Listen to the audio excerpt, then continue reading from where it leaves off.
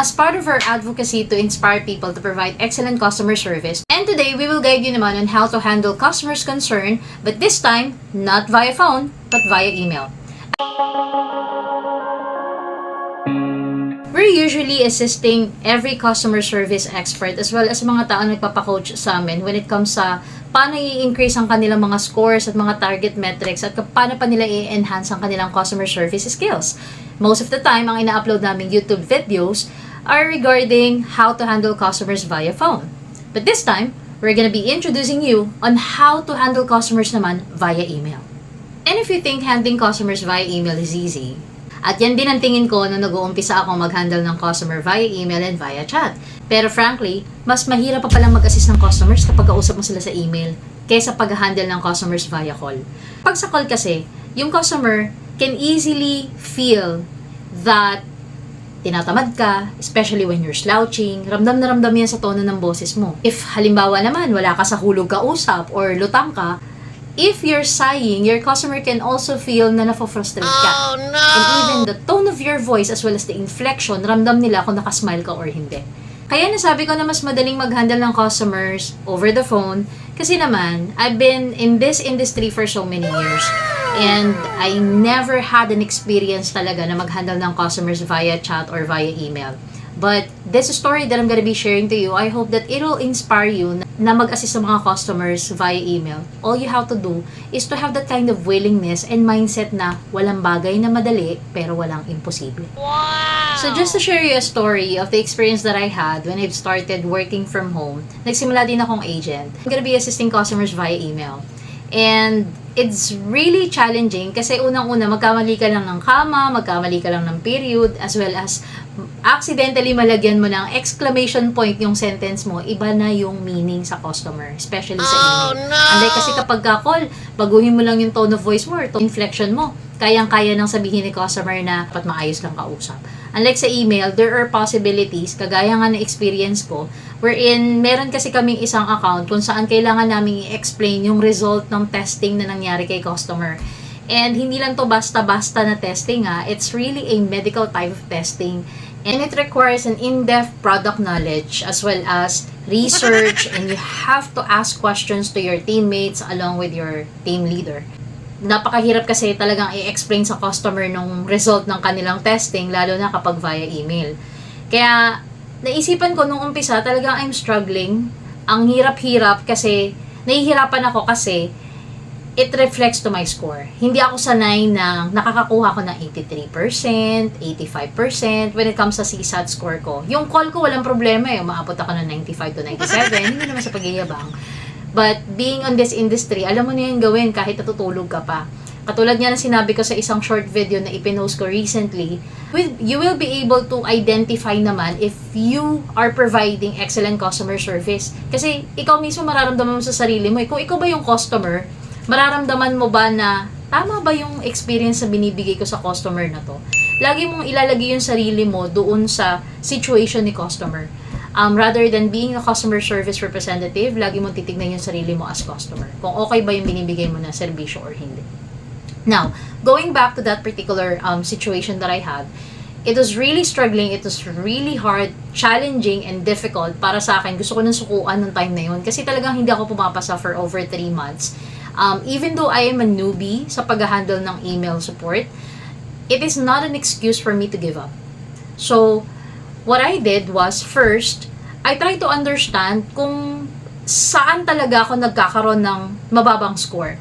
So, I found out, nung tinignan ko yung mga emails ko na nagbibigay yung customer ng hindi magandang score, yun yung mga emails kung saan yung explanation is difficult to explain.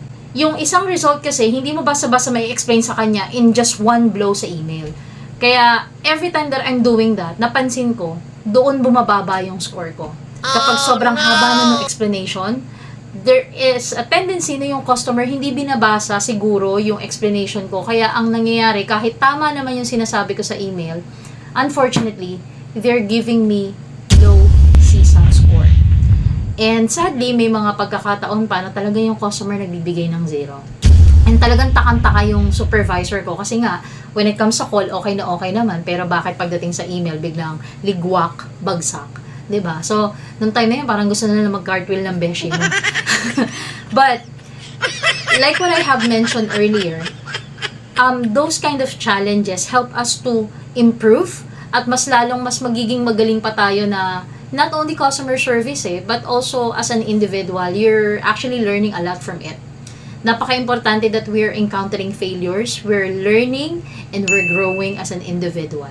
Napaka-importante na kahit ang tagal-tagal mo na sa industry na to, you should always have that learning and listening attitude. And just like what I have mentioned a while back, hindi ka dapat ma-defeat ng mga bagay na hindi mo alam. You should never be defeated by those circumstances as well as setbacks. So these are the things that I did nung time na bumabagsak-bagsak na talaga yung score ko sa email support. Number 1, it is really important that you have that reflective mind. Meaning, always look back. Ano ba yung mga bagay na ginawa mo? Ano ba yung mga bagay na feeling mo ginawa mo na? And sabi nga ng mentor ko noon, dahil hindi ka pa nagsasucceed, ibig sabihin, hindi mo pa ginagawa lahat. Kaya, malabo sa vocabulary namin na ginawa ko na lahat pero wala nangyayari. Hindi pwede mong sabihin yon. It's just an excuse. The only time na sasabihin mo na ginawa mo na lahat is once you succeed. So, these are the things that I did. Number 1, I make sure na meron akong reflective mind. Meaning, kailangan, pag nilayan mo yung mga bagay na na-encounter mo, nagawa mo, at you have to pinpoint the things that you haven't done yet. Yan. So, nung time na yun, bigla ako napaisip, ano pa ba yung mga hindi ko ginagawa? Kasi feeling ko ginawa ko na lahat And then, I found out that there's one thing that I haven't done yet for the whole course nung bumabagsak yung score ko sa email support. So, that's my number 2. My number 2 is, I created an action plan together with my supervisor. Imagine, no? You wouldn't be able to succeed in everything you do kung walang magsusupport sa'yo na leader mo. And I'm so blessed and thankful enough kasi yung mga kasama namin doon sa work talaga are really supportive and will be there to assist you when it comes to this particular kind of situation. So, I had this action plan with my TL back then. Sabi ko, if it is okay with him, here's what I'm going to do.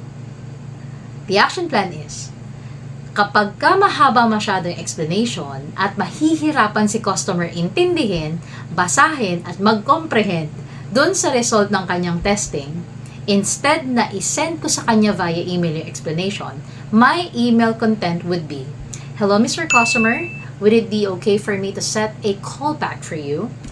And if it is okay with you, what is the best time that I can call you back? And voila! My TL or my team leader agreed, and we've tried it for the first month. And then, that's number 3. Once a customer answered the email, or once a customer emailed you back, you have to make sure naman that you will do what you promised. Let's say, you committed na kukolbakan mo siya, sinabi ni customer that they are available at this time of the day, and kung halimbawa hindi siya pasok sa shift ko, sinasabi ko kay customer na my apology, Mr. Customer, it's just that my shift would be from this time to this time, and then the customer will email me back. Now, I'll just have to set proper expectations. And kapag nagset ako ng callback kay customer, I'll make sure that I'm gonna fulfill that callback. And you know what happens next? Sobrang nakakatuwa kasi mas naiintindihan ng customer yung difficult supposedly i-explain ko via email na alam ko na hindi nila maiintindihan. So when I explained it via phone, mas na-appreciate nila yung gesture. And guess what? Wala pang 1 month, 2 weeks pa lang namin ginagawa yung ganong action plan, nagkaroon na ng traction sa score. Am I really about hitting my metrics or hitting my goals? Honestly, not really. Kasi may nakukuha naman ako incentive sa call Kaya lang yung email talaga nakaka-impact hindi lang sa akin but also to my team. And I really wanted to make sure na mag-i-improve ako on that particular area. not because of the score, but also with the skill that I acquired. Kasi first time ko talaga nag-handle ng ganong klase ng account. It's really important to have that kind of agreement with your team leader as well as your team, that even though you're gonna do that extra effort, you have also to make sure na hindi yan magko-conflict sa time mo doing a call, sending an email, or answering emails, answering chat, o diba? Ang dami namin ginagawa. But you really have to make sure that your time management will still be there. At meron kayong agreement ng TL mo na hindi yan makaka-apekto doon sa mga other things that you're doing alongside with pag-call back sa customer. One of the success stories that I had is may mga customer talaga na kahit hindi sila available na matawagan, they still appreciate the gesture na, would it be okay for me to give you a call back instead so that I can explain to you further the result of your testing? Yan yung aking sinasabi sa email. And most of the time, customers appreciate that. And the action plan worked, but it doesn't necessarily mean na hindi ko na talaga ina-assist yung customer via email. I'm just saying that kung mahirap talaga i-explain, huwag yun na ipilit na i-explain via email. Call the customer. Mag-offer ka ng callback. And once again, it's not really about looking at the numbers. It's not really about looking at the goals, looking at the metrics. It's about your behaviors. Are you willing to go above and beyond? Do you really want to provide excellent customer service? Because if yes, gagawin mo ang lahat. Masunod ka lamang, charot. Gagawin mo ang lahat, maibigay mo lang ang magandang serbisyo sa customer. And the numbers will just simply follow. The incentive will just simply follow. Magpa-follow lang lahat yan. Promotion, magandang score, everything will just simply follow. Just always watch and be mindful about your behaviors. So once again, recap. Number 1, have a reflective attitude. Hindi yung bida-bida ka, hindi yung alam mo lahat, hindi ka know-it-all person. Always admit that there are things that you don't know and you always commit mistakes. The more you commit mistakes, the more chances na mas marami ka matututunan. Tandaan mo yan. And then number 2, always have a great conversation with your supervisor, with your team leader. Kaya nga sila tinawag na team leader because they will lead you. They will guide you. They will tell you what are the behaviors that impact your scores. And always listen to your coaching session with them. Kasi, whatever action plan that you have in mind, collaborate with your team leader. Sigurado naman si team leader siya yung magsusupport sa'yo para ma-achieve mo yung mga goals mo. And lastly, be committed. Whatever you promise to your customer, always make sure that you're gonna be able to fulfill it. Diba sabi nga namin, promises are made to be fulfilled. Always remember mga ka-nosy-rosy that in everything we do as a customer service expert, always put customers at the center of it. Kasi, iikot talaga sa kanila yung mundo mo at mundo natin, and sila actually yung reason kung bakit tayo nandyan. And whatever, let's say, things na masasabi nila sa'yo, huwag mong pepersonalin. Kasi, customer lang naman sila katulad mo. Lagi mo iisipin na, if you are the customer, do you want the kind of service that you're providing? Ask yourself. If you are not satisfied with that, then that is the best time for you to change, improve, and enhance your skill. And if you find this video helpful, once again, we are encouraging you to like, share, and subscribe to our YouTube channel at click mo yung notification bell so that you're gonna be updated with our future videos.